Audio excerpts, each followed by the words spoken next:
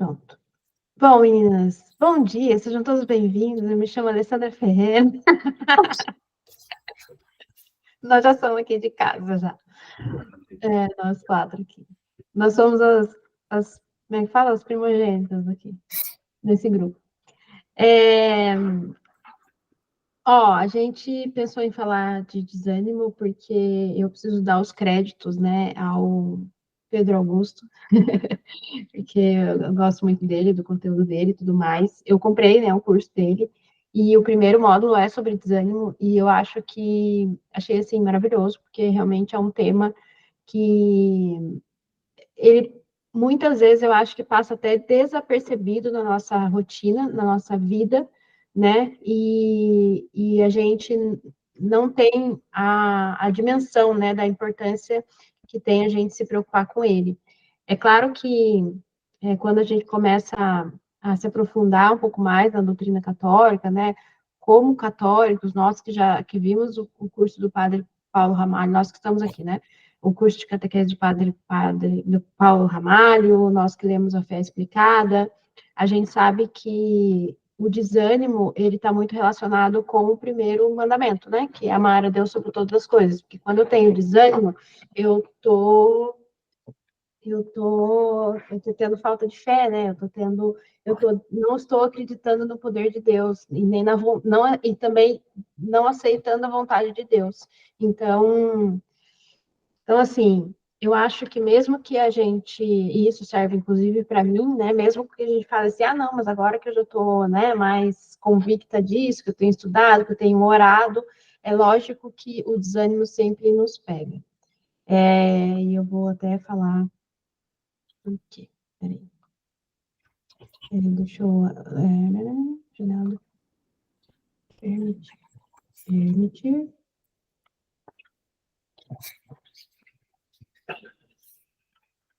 Fiz uma singela apresentação. Ainda. E deixa eu abrir a minha aqui.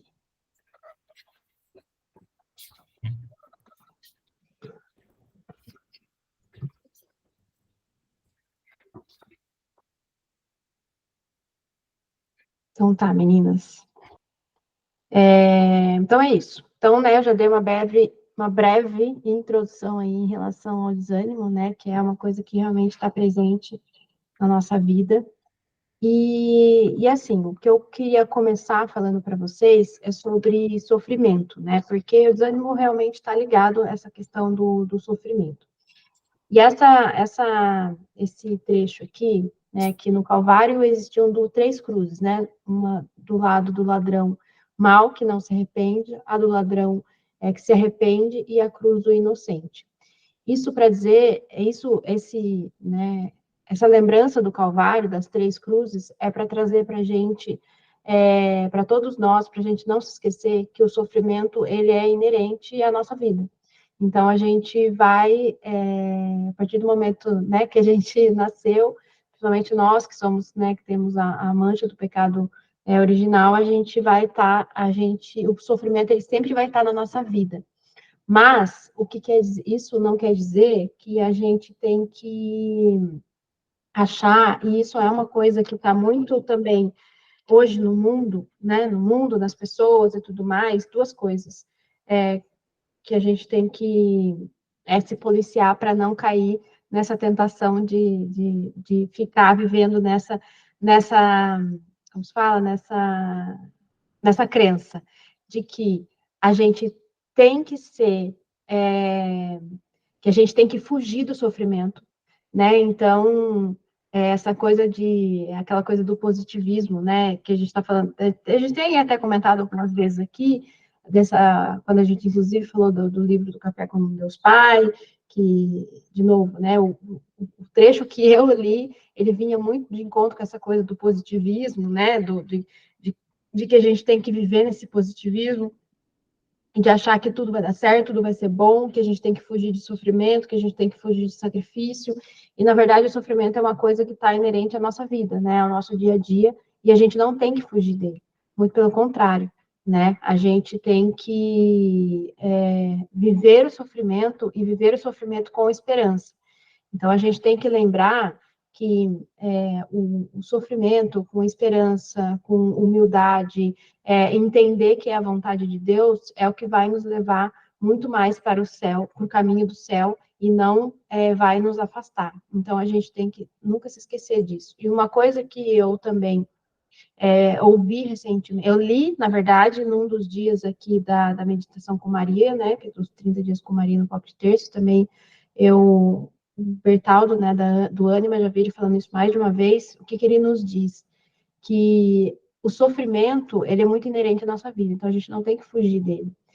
E quanto mais a gente fugir do sofrimento aqui na Terra, mais sofrimento a gente vai ter no purgatório, se ainda a gente for, se formos dignos de irmos para o purgatório, porque eu confesso que tem horas que eu tenho até medo de não conseguir chegar nem no purgatório. E lembrar que o sofrimento do purgatório, um dia de sofrimento no purgatório, ele é muito maior do que os maiores dos maiores sofrimentos aqui na Terra.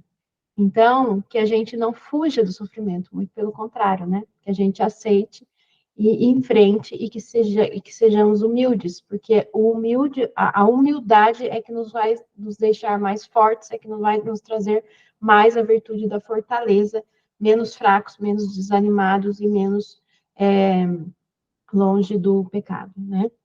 Então, meninas, o desânimo, quando a gente fala disso, da questão do sofrimento, uma outra coisa também que. Não, o que eu queria dizer era isso mesmo. Né? Eu falei que tinha duas coisas para falar em relação ao sofrimento. Era a questão do positivismo, né? Que hoje as pessoas falam para a gente, né? Para a gente se esquivar do sofrimento, para a gente correr do sofrimento, não acho que seja bem assim. E a questão do sofrimento do purgatório. E o desânimo, isso eu achei muito interessante, porque é o que eu falei para vocês, é uma coisa que muitas vezes a gente não dá importância, mas ao mesmo tempo a gente se desanima muito fácil, às vezes com pequenas coisas, mas é que o desânimo, ela é a tentação mais perigosa que o inimigo da salvação dos homens pode nos oferecer. Eu não sabia disso, né? Então, eu achei isso muito interessante quando o Pedro Augusto explica isso. E fez muito sentido mesmo, porque quantas vezes a gente se desanima até com pequenas coisas. Então, quantas vezes, né, a gente, sei lá, o que eu posso dizer? Então, quantas vezes a gente está na rua e a gente não encontra um lugar para parar e a gente começa a ficar bravo e a gente começa a reclamar, ou reclama com o vizinho, ou reclama, ou isso está muito ligado, né? O desânimo está muito ligado com essa questão da reclamação. E o desânimo, ou seja, por ele estar tão presente, por ele estar tão presente na nossa vida, né, que ele é a tentação mais perigosa que o inimigo. E quando a gente sabe disso, a gente começa a observar mais. Então, quando a gente ouvia, né, eu pelo menos ouvia o Ítalo falar, né, o Ítalo Marcilli, que faz parte dessa minha nova jornada de vida, para a gente não reclamar, a gente, a gente entende que a reclamação é uma coisa ruim, sem dúvida nenhuma. A gente traz para a gente, né, aquela questão de. A gente traz para nós essa questão realmente de não reclamar, e entende que é uma coisa ruim, né? Mas quando a gente entende a fundo a origem de tudo isso, né, a nossa vida vai ficando cada vez mais difícil. Igual que eu sempre já falei várias semanas aqui, né? Quando eu achei que eu tô boa, eu vou lá e aprendo mais uma coisa que não, eu tô muito ruim. Então, quando a gente sabe a origem de tudo isso, quando a gente sabe que o desânimo é a tentação mais perigosa que o inimigo pode nos oferecer, e a gente deixa o desânimo muitas vezes tomar conta da gente, e falo isso até voltado para pequenas coisas, a gente tem que se sentir culpados ainda mais, né? Então, é assim, é muito culpados e o Pedro Augusto fala que inclusive chega a ser burrice, que isso beira com certeza a burrice, acreditar no desânimo, acreditar e deixar se levar por essa tentação. Então, assim, o que ele até explicou, eu achei muito interessante. Vai ter muitos desânimos que você vai falar assim, mas eu estou desanimada por certa coisa, por uma coisa X que é justificável. Ele pode até ter uma justificativa, pode até ter um porquê, pode até ter um motivo, mas não é justificável. E quando a gente desliga disso, a gente fica com certeza mais forte, mais santo e mais saudável. E mais inteligente, né? Então, é exatamente isso que eu falei, né? Quando a gente entende a origem, quando a gente entende o porquê que a gente reclama tanto, quando a gente entende que o desânimo nos leva muitas vezes à irritação, essa questão da reclamação, que está ligada também ao orgulho, vou falar um pouco mais disso, que está ligada à questão também do orgulho, da soberba, a gente entende que o desânimo realmente é uma tentação muito forte no nosso dia a dia e que a gente tem que fugir dela cada vez mais. E quanto mais a gente fugir do desânimo, quanto mais a gente fugir dessa tentação, com certeza ela vai nos tornar mais forte. E entender, né, internalizar isso para a gente sempre, que o desânimo não é uma vontade de Deus, não é um desejo de Deus. Então, por mais que você esteja passando por infinitas coisas muito difíceis de se passarem. Inclusive, eu ouvi recentemente duas histórias assim, bem. Duas não, na verdade, eu diria até três. Eu vou comentar no final sobre. Daqui a pouco a gente vai entrar como a gente está no mês de Maria, e a gente vai falar sobre a Nossa Senhora de Fátima, porque daí eu comecei a enxergar o quanto o desânimo realmente está presente no nosso dia a dia, o quanto o desânimo está presente na nossa vida e o quanto não faz sentido a gente ficar acreditando e dando força para o desânimo, né? Então, eu ouvi recentemente duas histórias de duas mães que perderam seus filhos, né? E foram mulheres fortes, mulheres que não deixaram o desânimo abaterem, né?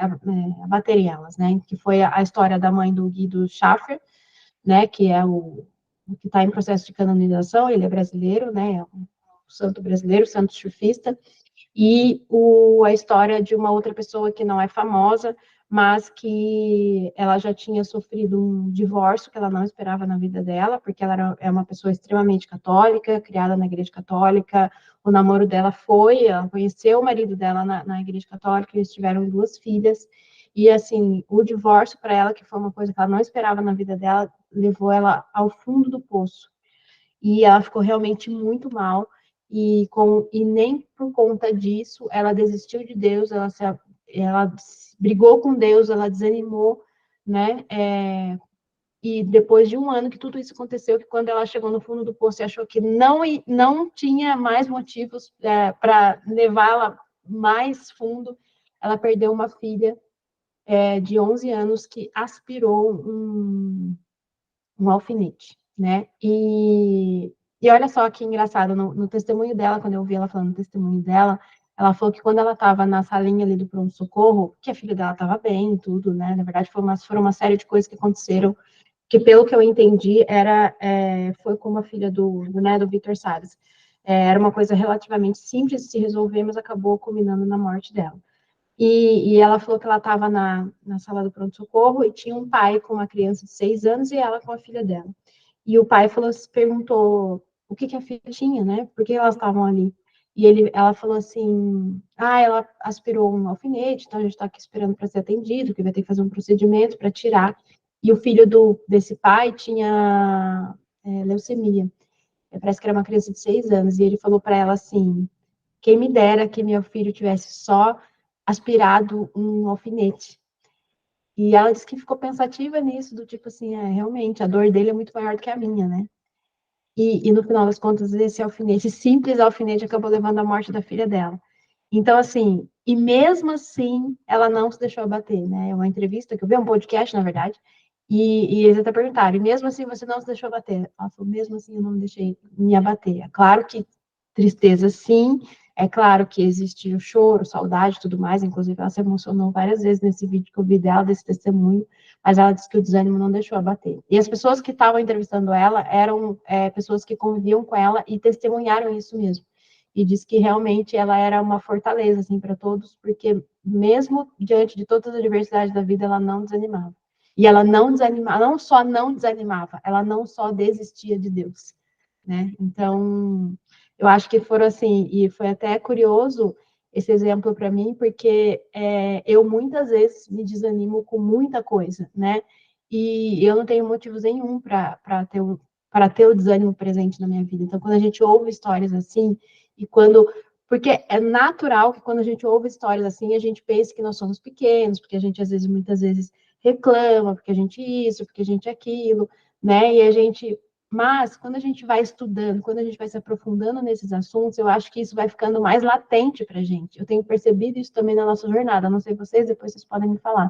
Mas eu tenho percebido isso também, porque quantas vezes a gente vê sofrimento de outras pessoas, aquela história, né? Ah, você tem só que agradecer. Imagina aquela pessoa que é paraplégico, é aleijado, não tem uma perna, não sei o quê. E aí, na hora, quando a pessoa, pelo menos eu era assim, na hora que você faz, fala, é verdade, eu tenho que agradecer por conta disso, mas passa. Mas quando a gente vai entendendo tudo, mas passa, só que 5 minutos depois eu já estou desanimada porque acabou meu leite e eu esqueci de comprar, entendeu? Eu já estou brigando e estou reclamando por um capricho, né? Por uma soberba, por um orgulho. Então, eu acho que quando a gente une esses dois, né, esses dois conhecimentos, esse estudo que a gente está fazendo, mais ouvindo essas histórias, mais acreditando em Deus, mais, né, se aprofundando na doutrina católica, a gente realmente vai dando outras importância para essas tentações. Então, o que a gente, falando de desânimo, né, falando de sofrimento, o que é a contrapartida, né? O que a gente vai fazer para lutar, o que a gente vai fazer para combater essa tentação que vem tão forte nos nossos dias, no nosso dia a dia? É realmente ter esperança. Então, ter esperança na nossa vida, ter fé em Deus é mandatório. É claro que não é fácil, não é um exercício fácil, mas a gente tem que praticar isso. E eu acho que a forma da gente praticar isso condiz muito com o que eu falei no começo. Vai vir nos momentos mais difíceis, vai vir nos momentos de sofrimento, porque é fácil ter esperança quando está tudo bem, quando está tudo, né, bom, quando eu vejo só que o meu problema é um leite que acabou. E, na verdade, não, né? A esperança ela tem que ser com certeza mandatória. E o desânimo, né, ele está muito ligado com orgulho e soberba. Eu achei isso também muito, muito interessante. E aí eu vou, né, até a Isa falou, né, quando eu falei que a gente ia falar de desânimo, que isso tem muito a ver também com o que aconteceu com a tragédia lá no Rio Grande do Sul. E eu revi, né, as aulas do Pedro Augusto até para vir falar sobre vocês, e ele falou uma coisa que vem exatamente muito com a situação que tá acontecendo agora e que cai nessa questão do orgulho e da soberba. Assim, gente, né, lógico que o que eu vou falar aqui não é porque eu quero julgar as pessoas, mas é porque eu fiz uma análise, eu fiz um olhar, assim, eu até parei um pouco de ver redes sociais esses dias, porque eu já acho que já está ficando, assim, muito pesado, muito, muito essa história do Rio Grande do Sul. Não que eu queira dar, ignorar de maneira nenhuma o que está acontecendo, muito pelo contrário, fiz a minha doação, mas eu acho assim, fiz a minha doação, mas eu tenho feito o que me cabe agora, que é o que eu mais consigo fazer, que é o poder da oração. Porque eu não estou lá, eu não consigo ajudar fisicamente, eu não sou uma pessoa rica, milionária, que eu posso doar muito dinheiro, porque eu sei que muita gente vai precisar e eles vão precisar de muito dinheiro, eu não sou essa pessoa, né? Não consigo fazer muita coisa, não consigo fazer errado, tá vendo? Eu estou fazendo o exercício errado. Esse tipo de combate eu não consigo lutar. Por quê? Por causa das limitações. Mas eu consigo sim combater o que está acontecendo. Eu consigo sim ajudar o que está acontecendo no Rio Grande do Sul, através do poder da oração. Então, quantas pessoas a gente vê, eu sei que o dinheiro, ele é importante, sem dúvida nenhuma. Mas, gente, o dinheiro, ele é um meio. O dinheiro, ele é um meio só para comprar alguma coisa de necessidade que a gente precisa. E a gente sabe que, principalmente quando a gente vai se aprofundando na doutrina católica, que o que a gente precisa é de muito pouco, fisicamente falando, né? Então, falando de materialidade, falando de material, é claro que eu sei que tem pessoas lá que perderam tudo, né? E o dinheiro vai ser benéfico para essa pessoa se reerguer, mas a gente precisa rezar por essas pessoas de forma que elas entendam que talvez o muito que elas tinham, né, há 3 semanas atrás e agora vai ser pouco, mas se é o básico para ela viver, ela tem que se contentar com aquilo e ela entender que essa é a vontade de Deus para ela nesse momento. Então, assim, eu vejo muitas pessoas pedindo dinheiro, não acho que está errado. tem muita gente ajudando com muito dinheiro, mas aí o que a gente não vê? Pessoas pedindo orações. A gente vê também, mas nós vemos, porque nós seguimos essas pessoas que falam de oração da Igreja Católica e tudo mais. Mas a maioria das pessoas a gente sabe que não está nesse caminho. Então, eu acho que o pedido de dinheiro é muito maior do que o pedido de dinheiro, de bens, né, de ajuda humanitária também, né? Mas o pedido de oração não é. E o que nos resta, nós que estamos aqui, eu que não sou milionária para ajudar com uma grande quantia de dinheiro, como que eu posso combater, como que eu posso ajudá-los? Eu posso ajudá-los no poder da oração.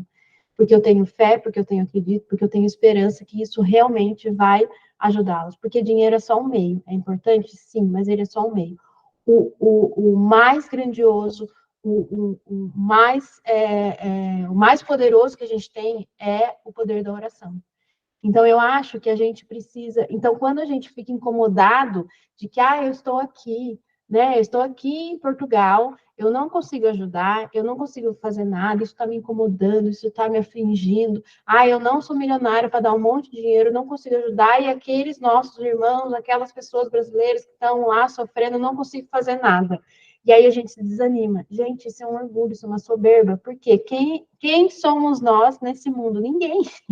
Quem que fez tudo isso daqui que a gente vive, onde a gente mora, onde, né, quem nos uniu, a Isa, a Rome, não fomos nós. Nós não somos ninguém, nós somos muito pequenos diante da magnitude de Deus. Então, assim, pensar que por causa da minha ajuda, porque eu não posso estar lá fisicamente ajudando, eu não tenho milhões de reais para ajudar, eu não vou estar ajudando, é muito pecado do orgulho, é muito pecado da soberba. E se desanimar por causa disso é uma tentação que a gente não pode deixar nos pegar. Porque a gente consegue sim, e a gente só vai vencer o desânimo, o orgulho, a soberba através do combate, do bom combate. Então, o que você pode fazer aí na sua casa se você não pode doar R$ 1, se você não pode doar €1, se você não pode estar lá fisicamente? Você pode orar, você pode rezar. Você pode fazer penitência, você pode oferecer essa penitência, você pode oferecer o seu jejum. E, de verdade, eu acho que não tem mais grandioso de fazer que não seja essa questão da oração. Então, é muita soberba, é muito orgulho da nossa parte achar que a gente não pode ajudar. A gente pode ajudar e a gente pode ajudar muito, né? E isso, com certeza, também é caridade, né? Também é.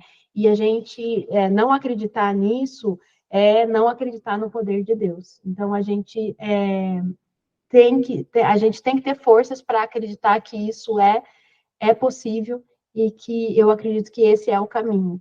E não só falando especificamente da situação no Rio Grande do Sul, né, gente? Falando também, lógico, em todas as situações. E não esquecer, eu até falei isso para a Isa, estava falando isso para a Isa, até relacionado a esse assunto do Rio Grande do Sul, que sim, a gente sabe o que está acontecendo, acontecendo lá é uma catástrofe e tudo mais, é uma coisa, né, com certeza, que vai ficar marcado na mais uma das coisas que vai ficar marcada na história do mundo, na história do Brasil, mas todos os dias, em todos os cantos, tem pessoas que precisam da nossa oração, que precisam da nossa caridade. Nossa Senhora de Fátima pediu isso quando ela veio aos pastorinhos e ela falou: rezem pela conversão dos pecadores. Então, todos os dias.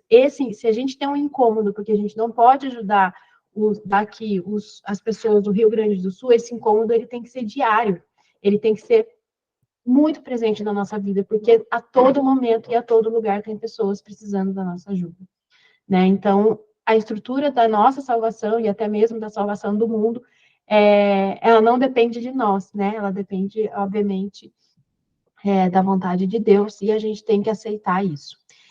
E aí, essa frase também é outra frase que me tocou muito, né? Quando eu estava estudando essa parte do desânimo, que o reino dos céus é o reino dos violentos. A violência é contra atos injustos. Então, como que a gente vai vencer todo esse nosso orgulho, toda essa nossa soberba que nos leva a todo esse desânimo que nos leva a sermos pessoas, né, mais fracas, pessoas mais pecadoras? É através da violência. E a violência não é a violência criminosa. E essa frase, inclusive, ela está na Bíblia, né? Então, eu até coloquei a passagem aqui: o reino dos céus é o reino dos violentos, ou seja, não é da violência dos criminosos, obviamente, não é da violência das pessoas que fazem as coisas maus, mas é para a gente vencer um mau hábito, para a gente vencer essa nossa fraqueza, a gente precisa agir com violência, né? Então, a gente precisa agir com o esforço, né? Porque o esforço é necessário para a coroa da glória. É o exercício da força. E a gente só vai conseguir fazer isso através da violência. Então, eu quis trazer isso também para vocês, porque eu achei extremamente interessante, né? Porque de tudo isso que a gente está falando, eu acho que o bom combate, o combate maior que a gente tem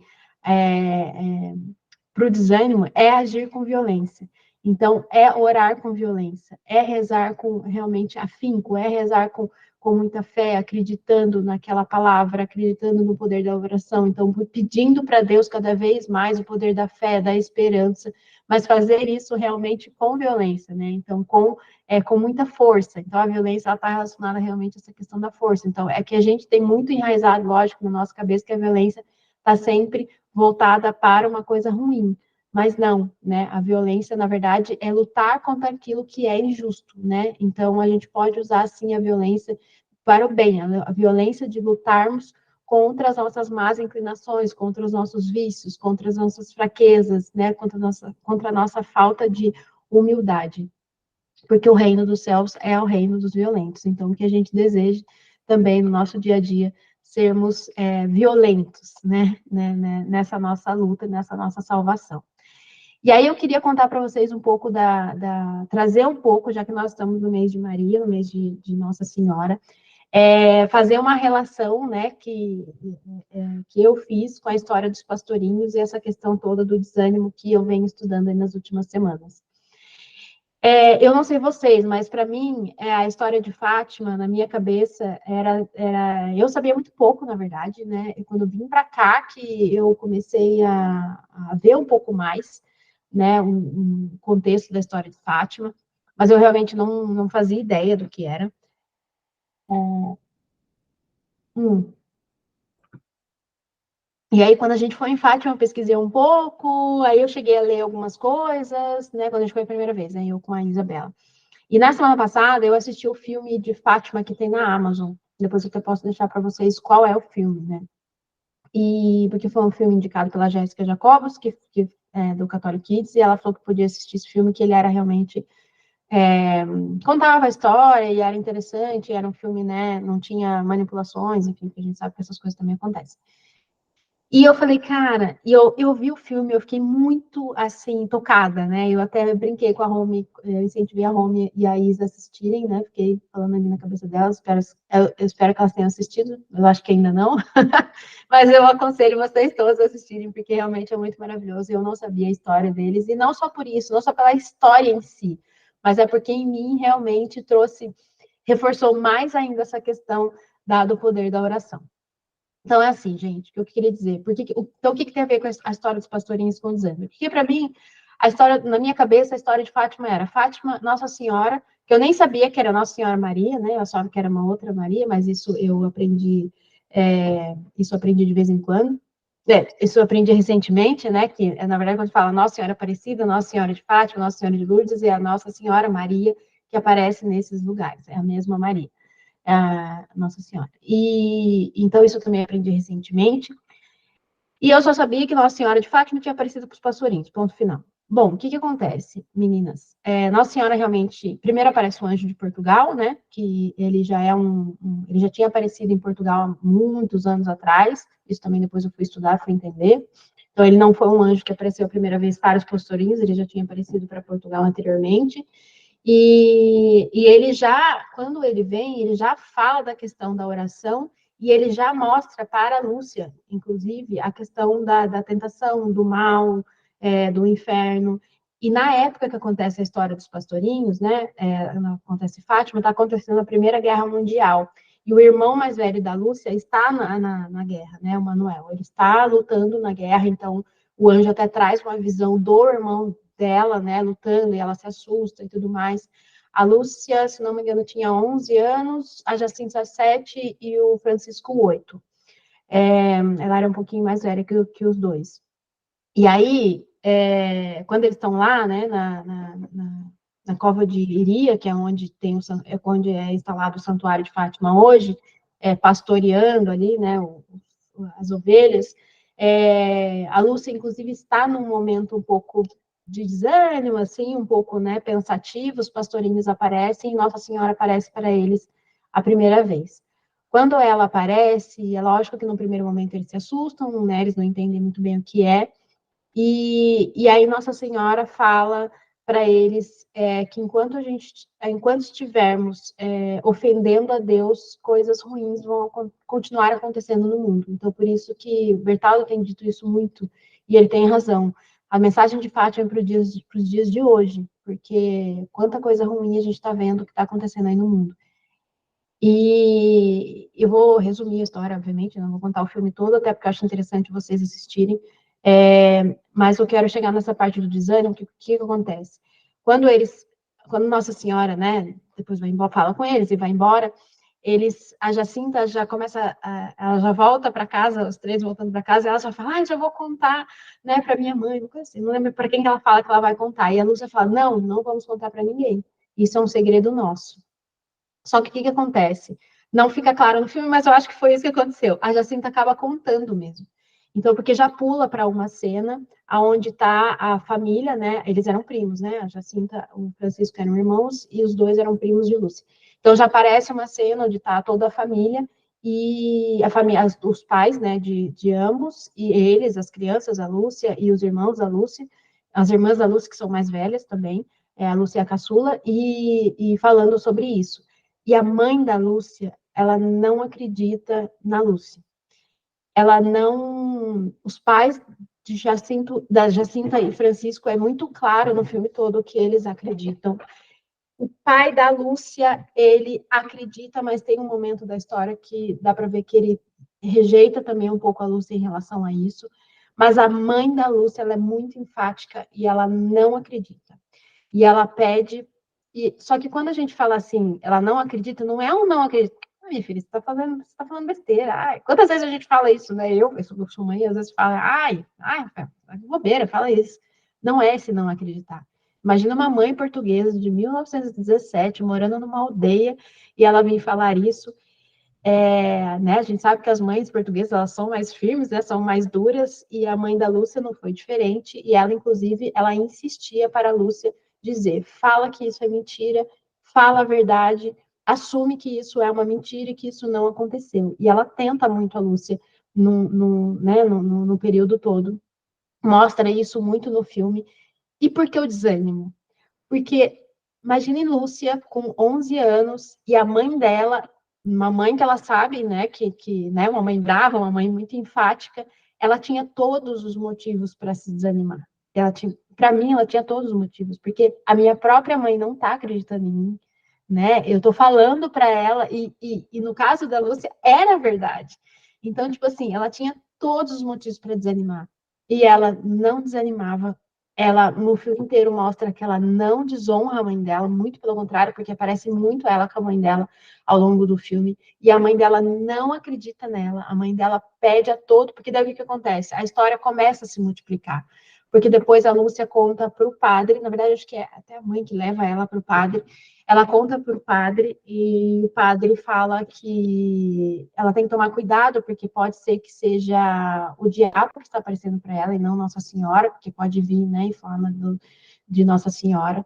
E Lúcia é muito enfática, a Lúcia não desiste, ela não desanima. Então, imagina uma criança de 11 anos, porque é uma criança de 11 anos, numa época, né, 1917, numa época de guerra, numa época de escassez que eles estavam, de comida, de tudo, né? E ela não desanima e ela ao mesmo tempo ela não desonra nem a mãe dela e nem Nossa Senhora, tanto que em nenhum momento ela assume que ela é mentira. A mãe dela fala, a mãe dela é enfática, grita com ela e ela fica firme e ela não fala. Então, eu acho que tem muito a ver isso com o desânimo, né? Porque ela tinha todos, se a gente for parar para pensar, ela tinha todos os motivos para desanimar e ela não desanimou e ela não desistia do quê? Da oração. E era muito bonitinho, porque em vários momentos do filme eles ajoelham os três e começam a rezar o terço. E aí não aparece todas as aparições do filme, né?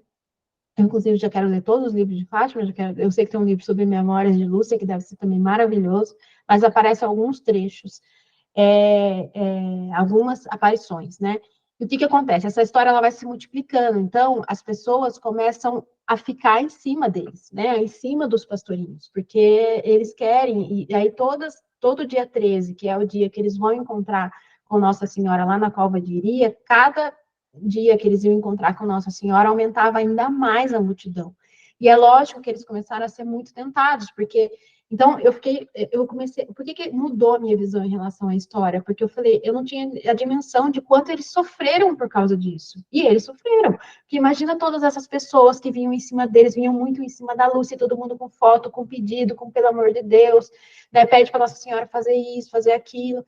E aí tem uma das aparições de Nossa Senhora que tem uma mãe que pede desesperadamente para o filho que não anda, que ele ande, né? E aí a Jacinta fala para Nossa Senhora, né? Olha, a mãe que estava atrás deles, né? Só que a multidão não via Nossa Senhora, só os três que viam. Olha, a mãe da fulano quer que o Diogo volte a andar. E a Nossa Senhora fala assim, fala para ela que quando ele acreditar, ele era uma criança também, tá? Quando ele acreditar, ele vai voltar a andar. E aí a Jacinta fala, quando ele acreditar, ele vai voltar a andar.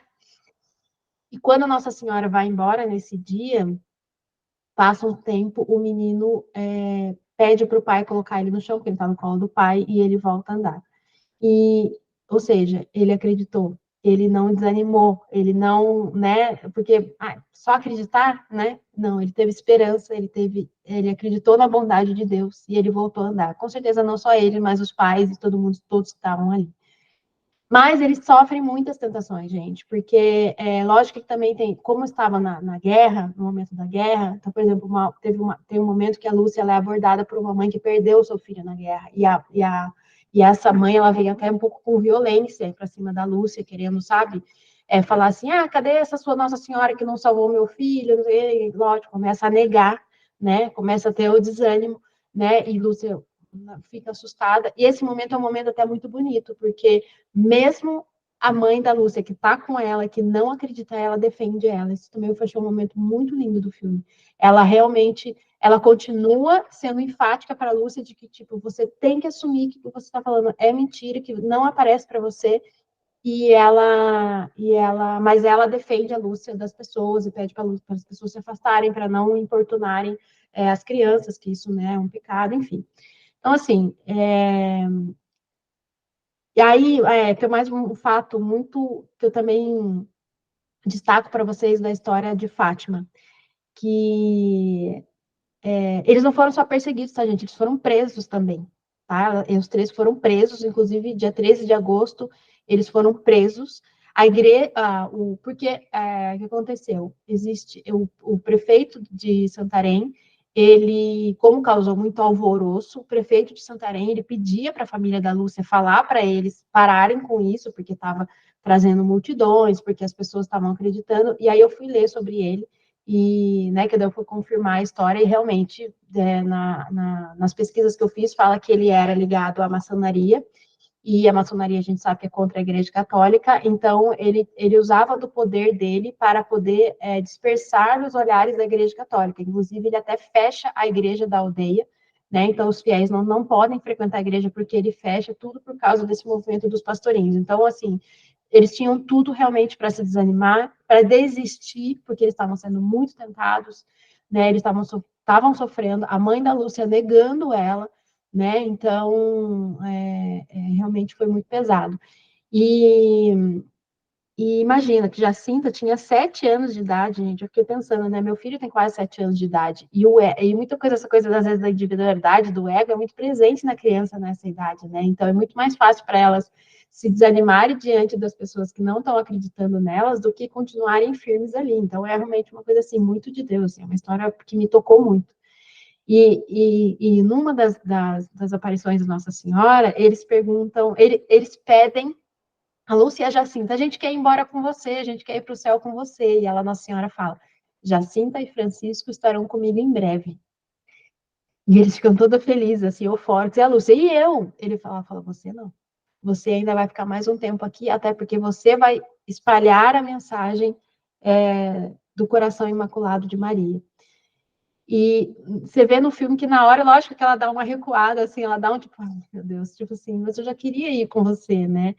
E a gente sabe que Lúcia, até o final da sua vida, honrou muito essa missão que Nossa Senhora deu para ela, sem desanimar. Então, assim, eu acho que a história dos pastorinhos, principalmente no mês de Fátima, de mês de Nossa Senhora, que a gente está no mês de maio, ele vem muito de encontro com essa história do desânimo, vem muito nos ensinar, né, o quanto o poder da oração ele é poderoso, porque eles tinham todos os motivos para desanimar, eles tinham todos os motivos para desistir, e eles não desistiram.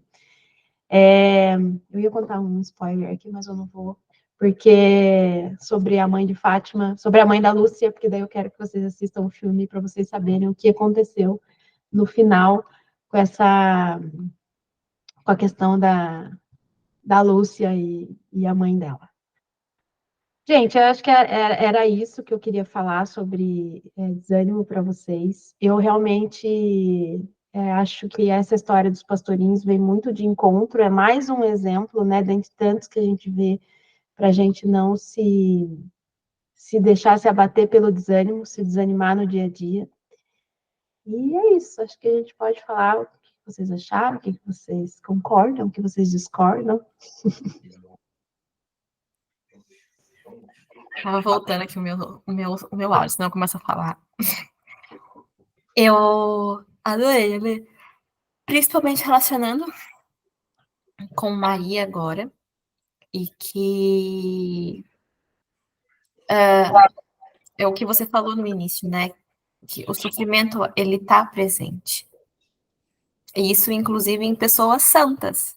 Uhum. Principalmente em pessoas Na santas. verdade, mais ainda nelas. Se santificaram por conta do sofrimento. E nós não queremos o sofrimento. Então, nós nunca vamos ser santos sem esse sofrimento que a gente tenta nos abster a todo momento, né? E eu gostei muito, eu lembrei do que você falou para mim ontem. Na quinta-feira, a mulher do Guilherme Freire disse que ela pediu, na verdade, que todo mundo na sexta-feira agora fizesse alguma penitência pelas crianças. Eu não sei se Rome viu, mas a situação lá no Rio Grande do Sul, além de estar muito feia, além de estar todo mundo desabrigado, o mal, ele está tão presente que as crianças começaram a ser abusadas dentro dos... Eu vi. Uma tristeza. Então, assim, me arrepia só de pensar enquanto o mal, ele está presente em todos os lugares, né? Mesmo quando a pessoa já está no limbo. E aí eu disse que ia fazer penitência, falei pra Lê, vou fazer penitência e tal, não sei o quê. E aí a Lê falou assim pra mim ontem, à noite, ela, olha, eu não tinha, fui colocar meu leite no café ontem e eu pensei, poxa, eu não tenho nada para oferecer de penitência hoje. E aí aconteceram coisas no dia dela, que Deus a proporcionou certas coisas para que ela tivesse aquilo para oferecer. Né? Então, eu acho que a gente tem que olhar muito mais para os nossos sofrimentos e, às vezes, procurar sofrimento, né? Uhum, Para que exatamente. a gente lembre mais, porque, infelizmente, a gente só lembra e se fortalece quando a gente está no sofrimento, né? Então, procurar certas mortificações, penitências e olhar aquilo como, na verdade, uma grandeza que nós temos, um presente que Deus nos dá para... E a gente foge muito disso, né? Uhum. A gente foge muito disso. E voltando na história do Rio Grande do Sul, quando eu vi de novo as aulas de Pedro Augusto, eu revi, né, para falar para vocês, quando ele falou da soberba e do orgulho, eu falei, cara, faz muito sentido, porque eu já tinha assim, eu já tinha achado triste essa coisa de ver algumas pessoas falando assim, eu não tenho como ajudar. Gente, é claro que tem. Você parar 5 minutos do seu dia e rezar 10 Ave Maria, você está ajudando. E aí ele fala muito isso na aula dele, né? Ele fala do bom combate, ele fala ele fala, se você tá lá, camado, com as duas pernas quebradas, é lógico que você não vai ter como subir num tanque de guerra e lutar pelo seu país, sei lá, dar o exemplo da guerra. Mas tem como você lutar mesmo nessa situação, tem como você ajudar mesmo nessa situação. E isso é caridade. E eu acho que o que falta hoje em dia é exatamente isso mesmo, né? As pessoas, como elas estão muito no sentido, como elas como se diz, como elas fogem do sofrimento e tudo mais, muito individualistas, muito querendo essa aprovação, elas precisam fazer coisas que as outras vejam e que, não sei se vocês estão entendendo o que eu estou querendo dizer, mas, e se esquecem que a oração, né, tem um poder, assim, enorme. Eu já saí do filme de Fátima muito tocada por isso, porque eles negam os pais deles, né, a Lúcia nega muito a mãe dela e joelha no chão e começa a rezar, entendeu? E eu falo, cara, a gente não faz isso. A gente faz muito pouco, né? A gente faz muito pouco, e aí a gente acha que, enfim. Mas também não posso se desanimar por causa disso. Senão é o desânimo do desânimo. Uma coisa que gostei muito da tua apresentação e que me fez pensar, e quando mencionaste da questão do positivismo, né? Não é que a gente não possa ser positiva, mas penso que o convite tanto desta aula de hoje, né, quanto da palavra em si, é que a gente saiba aceitar a sua cruz, não como um fardo, como uma coisa, senão que há um propósito maior, né? Lembra-me quando eu vi o filme A Paixão de Cristo, ele é muito duro ver como Jesus está a sofrer, né, com a cruz acima dele, e em todo momento ele está a caminhar e ele vai lá e vai ao seu fim, né, que é o seu próprio sacrifício.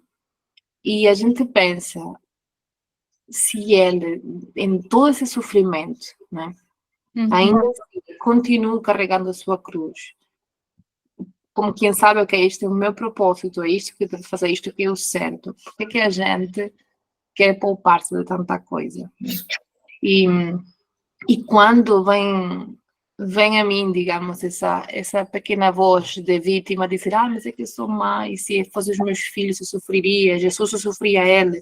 Então eu lembro-me da Nossa Senhora, a caminhar perto dela, acompanhando o sofrimento. E eu sou mãe e eu penso, deve ser horrível ver o teu filho, o teu único filho, sofrer dessa forma e tu simplesmente acompanhar, que esse é o seu fim, ele veio para isso. Então, a gente pode ser positiva, pode, mas não é um positivismo de eu não vou fazer nada, tudo vai correr bem. Exato. Faz a tua parte completa, tendo em consideração que estás a fazer o que é certo, né? O que Deus nos chama para fazer as coisas certas. A gente tem que viver a sua cruz até com orgulho, né? Isso é que traz a nossa fortaleza. Exatamente. E olha, eu comecei a ver o filme da Fátima, mas não acabei ainda. Foi por crianças. Estou pela metade, mas estou gostando imenso. Ai, fiquei com vontade. Maravilhoso, né? Me convenceu, Ale.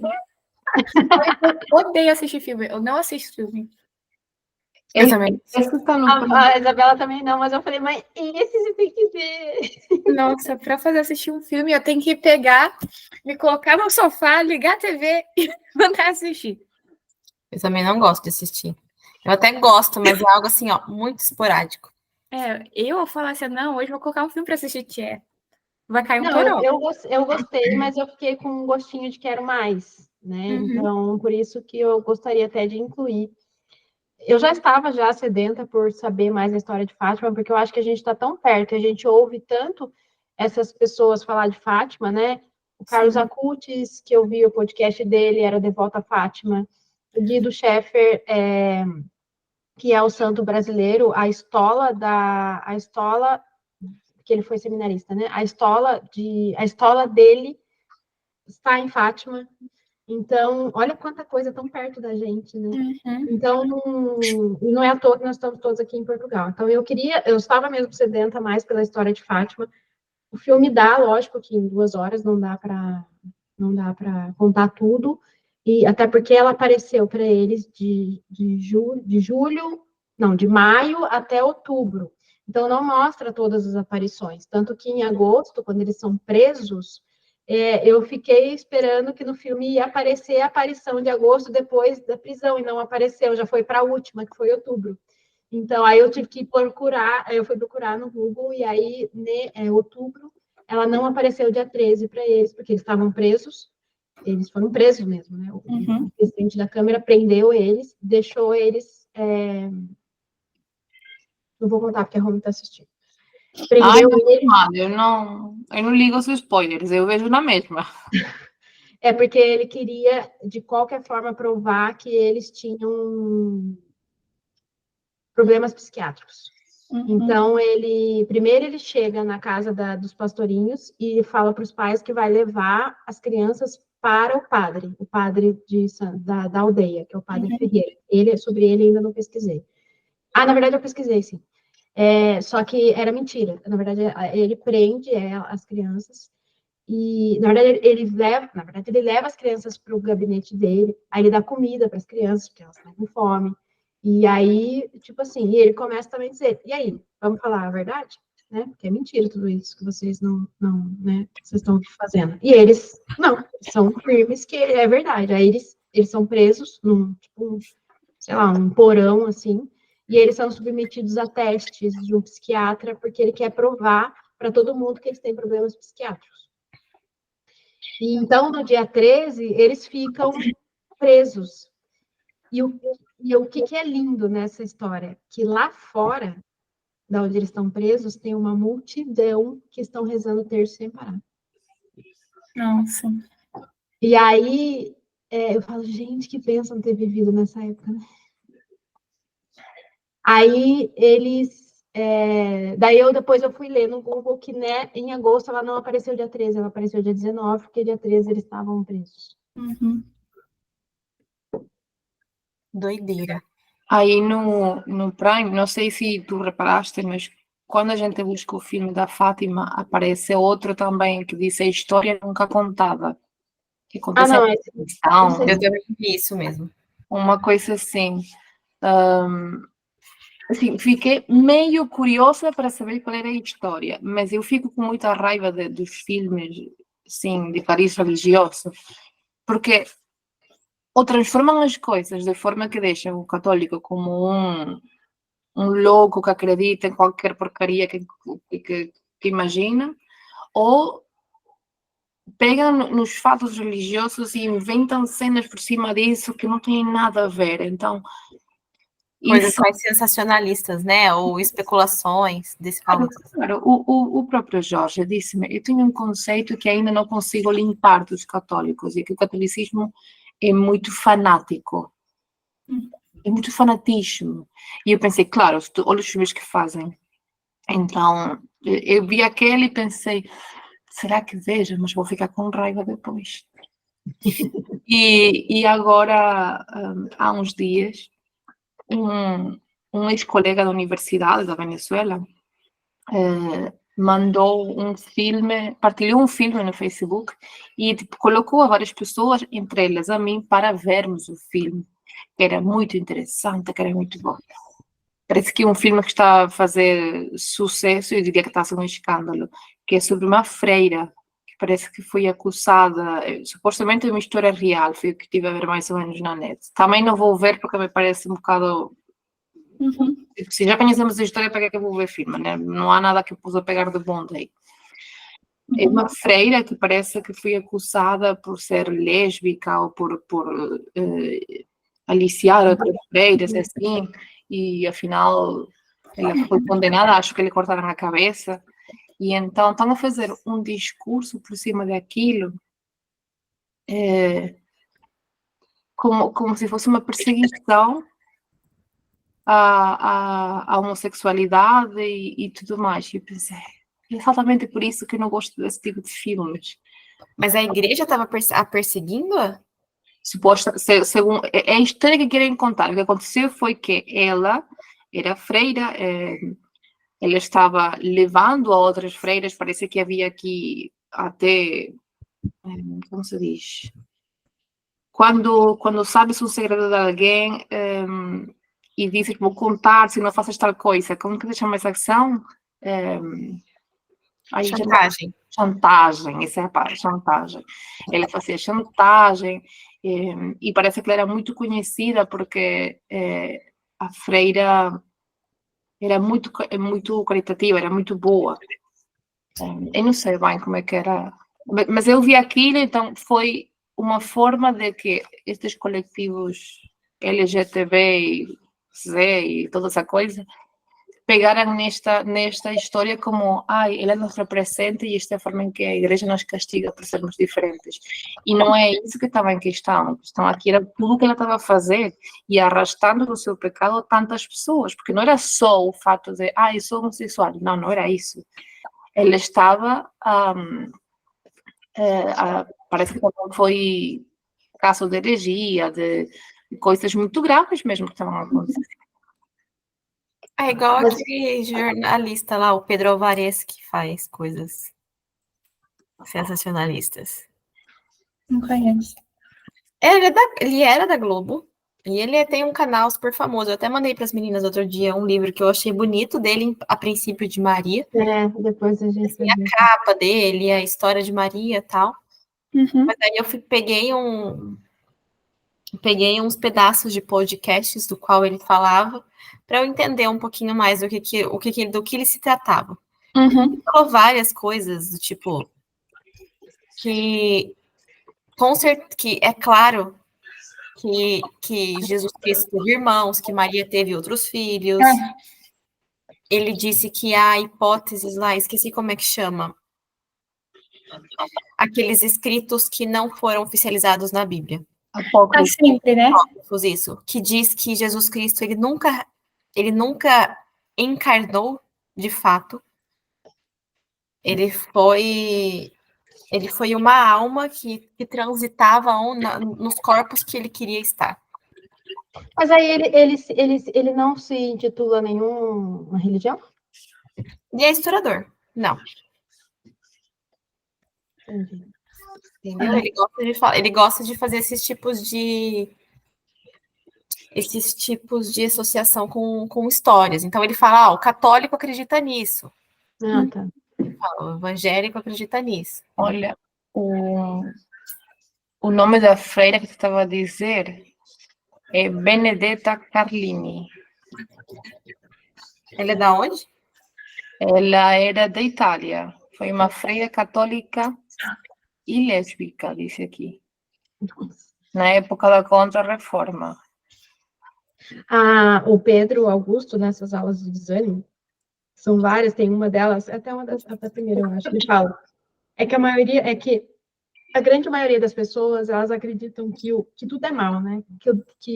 Que o mundo é mal, que Deus é mal, que a vida é mal, que é tudo mal. Então, tipo assim, que a igreja católica é má, né? Então, não, gente, vamos parar com isso. A vida é boa, Deus é bom. E, assim, o que acontece é que Deus nos dá o livre-arbítrio.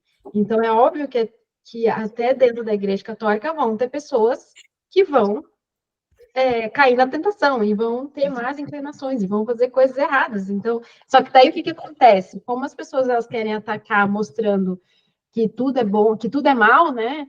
Então, olha, a igreja católica também é mal, viu? E aí só aponta as coisas ruins, né? Não aponta as coisas boas. E esse negócio do filme de Fátima, eu fiquei chocada, né? Porque quando você procura mesmo lá na Amazon, vem. Primeiro que você tem quase que escrever Fátima inteira para poder vir o filme.